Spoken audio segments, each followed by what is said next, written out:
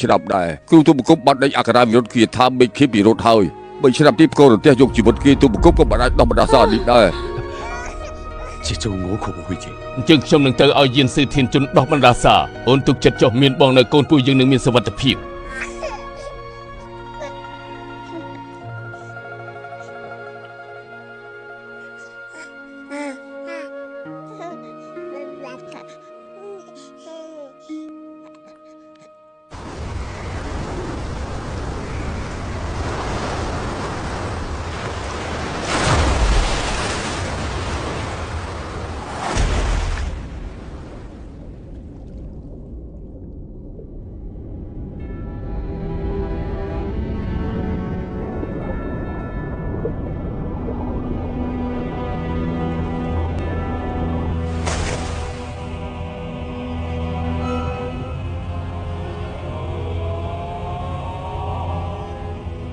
មកហើយ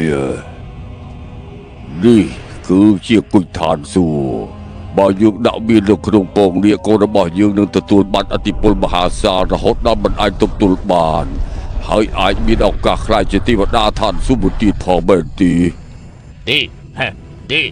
ចឹងមែនទេល្អណាស់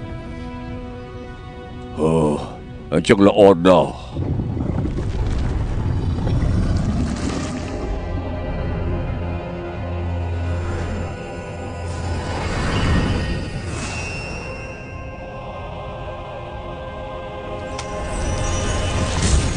នេះអាពីកូនប្រុសយើងតាមដែលបាននិយាយគ្នាយើងនឹងឲ្យឯងជាគ្រូរបស់គេឯងត្រូវធ្វើឲ្យគេរួចផុតពីនរកបានសមុទ្រនេះ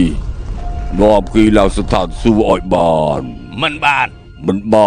បើមិនបានទូបង្គំសូមស្លាប់ទៅចុះទូបង្គំនឹងពិសោធន៍ឲ្យឃើញថាទូបង្គំជាអ្នកដែលសាសមជាមួយនឹងខុនលុន129លើកក្រោយគ្រាន់តែងក់ក្បាលទៅបានហើយ